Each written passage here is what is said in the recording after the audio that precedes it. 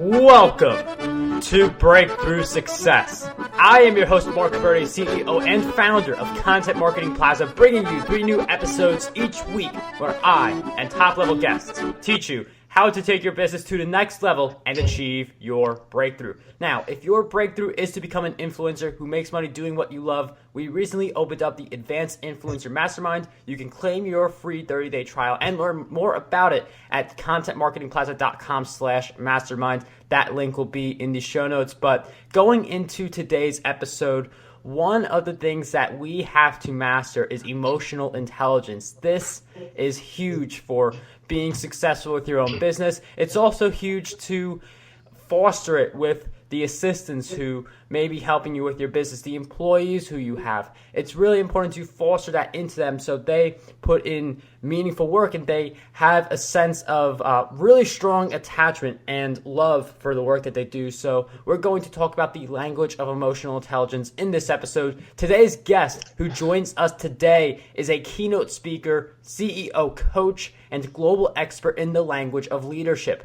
Prior to retiring at 42, he was the award-winning CEO of one of the largest family-owned software companies on the planet. His expertise in the language of leadership is based upon his unique experience as a global CEO, leading teams in 3 languages while observing and doing business with executives in over 40 countries, while building businesses in 6 countries and living in 3 of them. So today's guest for episode 325 of the Breakthrough Success Podcast is none other than Krister Ungerboeck.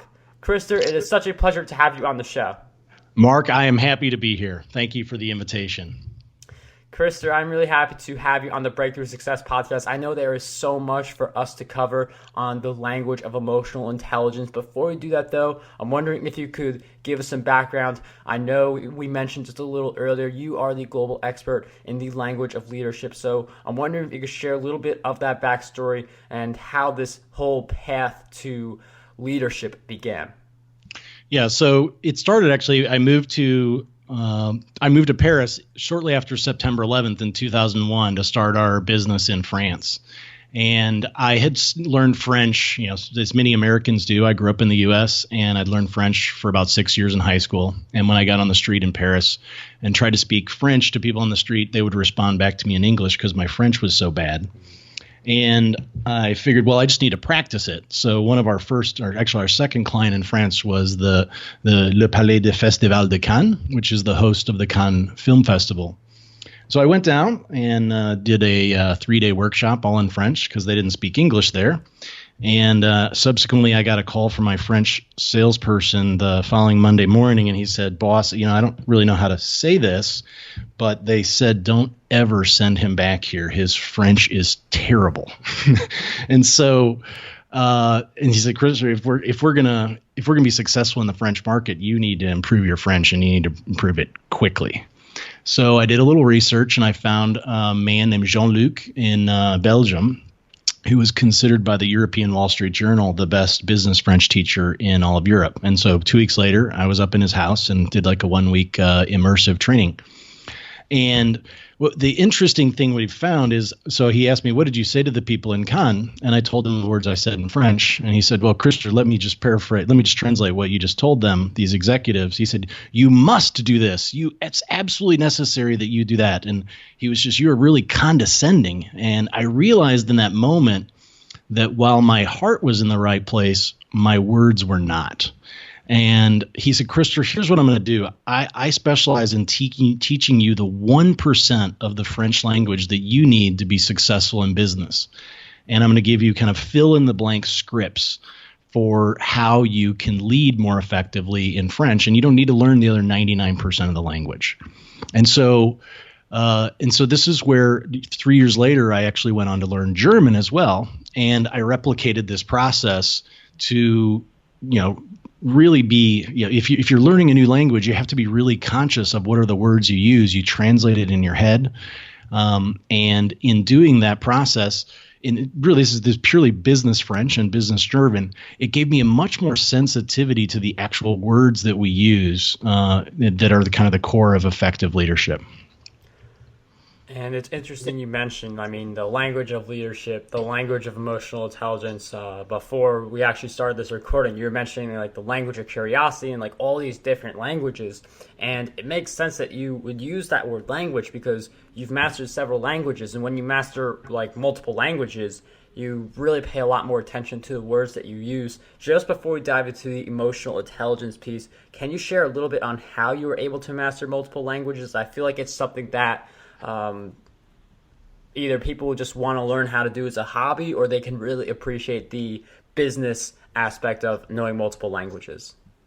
I think that I don't think I've ever met anyone who didn't really learn a new language unless they lived in the country for some period of years, to the degree that learning a new language most quickly is best done through the kind of immersive programs that I did. They say that if you go and live in a house where you're only allowed to speak the language for a week, and you're meeting all day long with instructors, they say that that's the equivalent of living in a country for a year. I actually have a funny story that when I walked into Jean-Luc's home, there was this guy. He was kind of an old guy. He was like in his 60s or 70s, and I kind of recognized him. He was an American, and we weren't allowed to speak English to each other for the week. And he had just come there because his wife wanted to learn French, kind of like a vacation thing, because they were clearly retired. And by the seventh day, he was just barely able to speak enough French to tell us that he was the preacher on the TV show MASH. So I realized that I was spending this entire week living under the same roof with this kind of big, Hollywood TV star, but was completely unable to speak with him because he couldn't speak any French back to me. Well, that definitely is that is interesting. I mean, what kind of odds are that to happen? And I really like this idea of total immersion. I feel like if you want to be successful in any area, you really have to totally immerse yourself. Surround yourself with all the people who are going to teach you how to master the skill you want to master, putting in the action. It's one thing to learn how to do a push-up. It's another thing to actually do the push-up. So I like this idea of total immersion. And when it comes to leadership, I mean, I believe emotional intelligence is certainly a very important part of that. I'm wondering if we could talk first about how we can build our own emotional intelligence, and then how we can help our assistants and employees do the same. Yeah. So here's I read a lot of books when I was young. I was what I call an emotional Einstein, which is not a good thing. So an emotional Einstein is somebody who analyzes emotions rather than actually feeling them. And I had read all the books like Daniel Goleman's Emotional Intelligence, and I thought I really understood emotional intelligence. But what I realized, and it wasn't really only until the last 5 years, is that I really understood emotions, but I wasn't necessarily feeling them. And so, and really, if you read a lot about emotional intelligence, there's not really clear direction on how to build one's emotional intelligence, and also how to speak in a more emotionally intelligent way. And so the key to emotional intelligence, I actually discovered, one of the things that I do, I call myself a leadership archaeologist. So I started reading books when I was 12, and I realized about 3 years ago when I retired as CEO that I had learned all these things from business books, but I really hadn't learned anything about some things like emotional intelligence, for example. And so I started really looking outside of the traditional business press. And that's what landed me in New York City a couple of years ago. And I was at a training course about the language of what I call the language of emotional intelligence. And I'm sitting in front of a guy, heavily tattooed, big muscular guy, and he's talking to me about his feelings for being after being released from maximum security prison for 20 years for murder. And what I learned later is this same language that got him out of solitary confinement and ultimately resulted in him transforming his life and being released from prison was the exact same language that Microsoft CEO Satya Nadella used to transform the culture at Microsoft. And it was based upon a book that was written by a man named Marshall Rosenberg that's sold millions of copies worldwide, yet it's never been on any bestseller list. Primarily because of the title. The title is it's called Nonviolent Communication.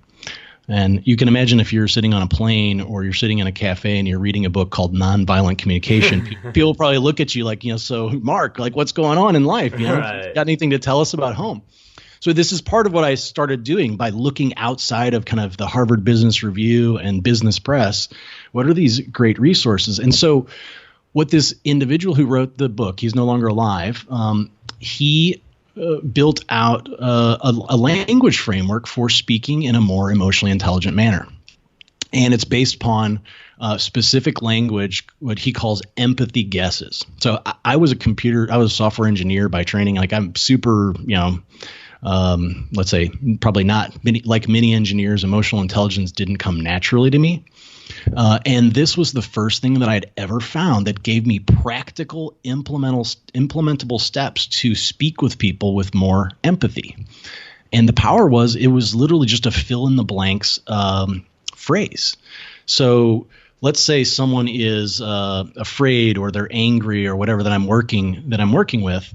The stem of the fill in the blanks is, I wonder if you are feeling blank. So, and then you insert the feeling word. I wonder if you're feeling angry because you are needing blank. So I wonder if you're feeling angry because you're needing more safety or something like this. And so what happens here is, because it's an empathy guess, I'm saying, I wonder. Well, what happens is people tend to correct you, and they say, Mark, no, I'm not feeling angry, or I'm not needing safety. I'm just needing more, whatever. And so what happens is when you're dealing with people on an ongoing basis and you start making more of these empathy guesses, you start getting more emotionally attuned to that individual. So let's say you make 100 empathy guesses and you get 50 of them wrong. Just natural. Anytime we do something 100 times, we start to get a little bit more calibrated to those other individuals. And since all people tend to be somewhat similar when it comes to the basic emotions, we not only develop more emotional intelligence for dealing with that individual, we also develop more emotional intelligence for dealing with all individuals. And it's interesting how you mentioned the emotional intelligence. Like some people, they may need that script. And even if you feel like you have the empathy, it's good to have that kind of a script because it allows us to better communicate our feelings and our empathy towards others. Because it's one thing to have empathy, it's something else to be able to communicate it. And if you want to be a leader to your team, you have to be able to communicate certain things that you feel are essential to communicate, such as the empathy, which we just covered, and the emotional intelligence. Like, I like those scripts. I feel like those could be helpful for people who are learning it. What would you recommend for your team? Would you just give them those scripts, or does fostering emotional intelligence on your team go a little deeper than that? I think it really starts with the leader. So if I'm the leader, there are actually a couple steps before we get there. So the first is I need to be aware of the emotions that I'm feeling. And I think that I myself was one of those people that if someone said, what emotion are you, or how are you feeling? I'd be like, fine, I'm feeling good, I'm feeling bad. Well, good, bad, and fine are not actually emotions. Their emotions are, I'm feeling sad, I'm feeling angry, I'm feeling hurt. These are emotions. So the first is, again, coming back to language, is getting a language of emotions. So if you look up the word to feel, and interestingly, English actually makes it a little bit more difficult to communicate in an emotionally intelligent way than some other languages. The reason why is if you look up the word to feel in an English thesaurus, you'll see the word to think. But if you were to go to a French thesaurus or a German thesaurus or many other languages in the world, and you look up the word to feel, so in French it's sentir, you would not see the word penser, which is to think, in a French thesaurus. But what happens when we as leaders, and this is what really screwed me up for years, I would say, I feel, Mark, I feel like you didn't do a great job on this project. Well, that's not a feeling, that's a thought. So if I can say, I think that you didn't do a great job on this project, then I'm using the word feel, but I'm actually sharing a thought. So the first thing we do that disconnects us from others is being unaware that our language, while we're using the word feel, isn't actually, we're not talking about emotions at all. And so here's how to fix it. The language stem is I feel blank. If you say I feel that, then you're saying, I think that. If I say, I feel like, I think, basically, I feel like is usually, I feel like you are doing something. I think that you are doing something. So you eliminate, never say the word like or that after the word feel. The next word must always be an emotion word. Sad, angry, hurt, like, happy, whatever it may be. So that's the first step. Then the second step as you go through it is to recognize that many of the words that we think are feelings are actually what I call false feelings. So I feel frustrated. I feel attacked. I feel betrayed. So if I can complete the sentence, I feel that you betrayed me, or I think that you betrayed me, or even shorter, you betrayed me. If that emotion word actually fits in the sentence, you blank me, it's not an emotion. It's my judgment about something that you've done. I feel attacked. You attacked me. That's not an emotion. So often words that end in ed that we think are emotion words are not actually emotion words. They're actually words that disconnect us. So I feel frustrated. You frustrated me. That's kind of like, that's a little bit of a gray area, right? So it's a little bit of a language tool to help identify how we can start to speak in a more emotionally intelligent way. And I mean, that's part of translation. It's interesting how different words mean very different things, even though they seem like the same depending on which language you look. And it's important to know those subtle differences, because you could be communicating one message and the people on your team take it as an entirely different message, or even taking this out of business, like not just people on your team, but like friends, family, anyone like that. Like, you want to make sure that you are communicating in the right way. And I feel like that is something that a lot of people struggle with, that ability to communicate the right way, that ability to lead their teams. And I'm wondering if you could share with us, what do you believe holds most people back from being great leaders? I do believe that it comes, in large part, it comes back to, one part is emotional intelligence. Like, for example, if I'm saying words that are causing the person on the other side of the table to be angry, then I'm not getting their best work, right? They're walking out of my office, they're frustrated, like, why did he say that? Well, when they're in that mode and they're complaining, whether it's in their own heads or to their colleagues about the boss, they're not getting any work done. And they're also hurting the experience of the other people around them. So I think that this emotional intelligence is a key element. I also think another element of emotional intelligence is impulse control, which gets us right to the core of anger. So usually, at least my experience as CEO, the emotion that I felt most frequently was anger. And frustration is just kind of a form of anger, or disappointment, whatever it may be. And so one of the things that I learned in my journey over the last couple of years was that anger is really just an alarm bell. So a lot of psychologists believe that anger is not a primary emotion, that whenever we feel anger, the next question is to say, well, what's behind my anger? And often what's behind anger is fear, hurt, or sadness. So let's say let's say you have a proposal for a big client, or some work that was done for a big client and it didn't go well. And as a leader, I'm angry about that, right?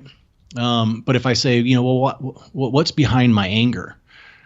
Well, most often what I find, at least in my personal experience, is that what's behind my anger is actually fear. So if we have a project that failed or something that went wrong for one of my biggest clients, what I'm really afraid of is that we're going to lose that big client. And I'm not going to be able to afford to pay my payroll, or I'm not going to be able to afford to pay myself. And so if I want to connect with people, rather than saying, Mark, I'm angry about this project, I can say, Mark, I'm afraid. And if we want someone to kind of walk out of our office and say, you know what, I don't want to make a mistake again, because if I like my boss, if I like the person who's leading me, I don't want them to be afraid. mean, I don't want them to be angry either, but I'm so much more emotionally invested in not making someone that I like be afraid than I am necessarily about making them angry. Does that make sense? Yeah, I mean, that's a really interesting point. Like, I mean, I really like that idea of anger as an alarm bell. I mean, anger is the word that you hear, but there's some underlying meaning behind it. Like, why are you angry? Is it, I mean, fear, hurt, or sadness, as Krister mentioned, which, I mean, I think all anger really could just boil down to those things. And, I mean, knowing, like, how words like anger, they could boil down to those different things and other examples like that, that is how you're able to be that leader. You're able to see what's bothering people on your team. Like maybe someone else says I'm angry, or maybe they're not as productive, and being able to dig a little deeper than just what's on the surface can really help with having a stronger team, having a more productive team. So I like that idea of the anger standpoint. And I'm going to play off that again because I think there's even more. Like, so what happens when I do say I'm angry? I mean, a lot of your listeners are in kind of creative professions, right? So, or creative professionals. So if you report to me and I'm angry at you, what emotion does that likely to evoke in you? Fear. Well, all of the research shows that when you put people who are in a state of fear in like fMRI scanners, the part of the brain that's responsible for creativity shuts down. So that person leaves my office, I'm angry at them, they're afraid, and they're not going back to their desk and doing their best, most creative work. And sometimes what I've realized is sometimes I always thought that like, well, anger is just kind of in that moment or fear or whatever it may be. But sometimes these emotions subconsciously linger for hours, or, you know, when I started tracking some of my emotional reactions to things, sometimes I would have an emotional reaction to something that would be 12 or even maybe 24 hours after the event because I'm still processing it and playing it through in my head. So this thought that somebody's going to walk out of my office when they're afraid or angry, and then they're just going to recover from that like 6 to 12 minutes later is just not real. Like they're going home, they may lose sleep over it that night, and then they're not going to come in necessarily as fresh, doing great work the next day. So this kind of thought of putting people in a state of fear or hurt, it has a much bigger impact on productivity than I think most leaders actually realize. That is a really great point, especially for the creative standpoint, because, I mean, it's definitely a lot harder to create something of high value, let alone something, when you've got fear running through you. I mean, fear, like, puts you in a state of anxiety. It puts you in a state of constant thought on the thing that maybe you can't control. In some cases, it's something that you can control, but you're afraid of the response you're going to get. But, I mean, it's definitely something that really affects productivity, that fear factor, and it's certainly something you don't want to enforce within your team.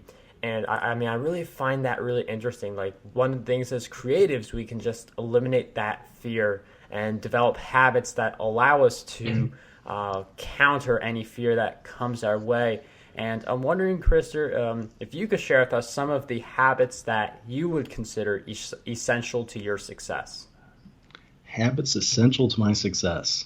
But I don't know. I mean, like they're kind of trite, like hard work, being passionate about what you do, knowing and having clarity about, you know, what are the things that you're truly passionate about versus things that, yeah. I mean, I don't know. Like, I assume that there's all kinds of motivational speakers talking about that, right? I mean, it really does just boil down to you doing the work that you love. It's definitely something that gets a lot of coverage from motivational speakers, but there's just a point where you just gotta get out there and do it if you're not doing it right now. Yeah. I think I want to come back to something you said earlier about like getting people kind of, you know, the creatives. Maybe we can talk a little bit about how do you get a creative into a state of flow where they're kind of, so we talked about the negative where getting them afraid kind of shuts them down, but maybe we talk about the opposite of like, well, so how do we get them leaving our offices like where they're like, wow, I know exactly what I want to do. Definitely. I mean, that sounds like a great topic.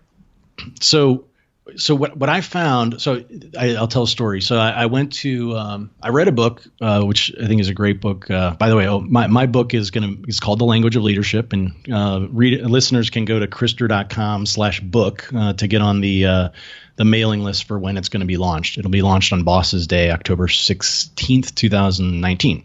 But in any case, there's a great book that kind of gets into some of the things I'm going to talk about. It's called Quiet Leadership. And admittedly, I read the book the first time, and I honestly didn't really believe a lot of the things that were in there about how leaders ask great questions that get people in a state of flow. But I actually went to a workshop on this a couple of years ago.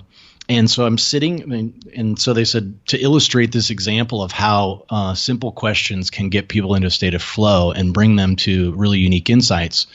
They actually just had a list of questions. It was, and if I'd shared the list of questions, you'd be like, how are those questions going to lead me to insight? I said, well, Krister, why don't you sit here in this chair? And the other 20 people lined up behind the person who was going to ask these questions. And the person was instructed to just pick a question at random from the list. And we were just talking about a random. We were talking about, I think the challenge that I threw out is like, I want to get in shape, And so she starts out and she says, well, how long have you been thinking about this? And so I've been thinking about it for 10 years or whatever it may be. And I think the next question was, so on a scale of 1 to 10, how important is this to you? Oh, well, it's a 9. And so in any case, going through this literally within 5 minutes, person picking random questions off of a list, I come to this really profound insight about what was holding me back. And if you think of those questions, how long have you been thinking about this? On a scale of 1 to 10, how important is this? You literally could take with nearly any problem, you could actually do those, because what it does is it just puts someone, rather than me telling them what to do, I'm putting them in their own mind and helping them to start to solve their own problem. And when someone has their own solution and they walk out of my office, they're like, yeah, I already know what I want to do. Like sometimes as a leader, when I started practicing some of these things, I don't even need to know what the solution is. When you see someone's eyes lit up, like, yeah, I got the solution. So what this came to was I created an exercise that's available on my website called the Magic Management 8-Ball Challenge, which is, it's a list of 15 questions, again, that you could completely select at random to have much more powerful conversations with your assistants or the people who are working for you, to allow them to bring them to their own insights and their own solutions, rather than leading them to the solutions that we think they should execute.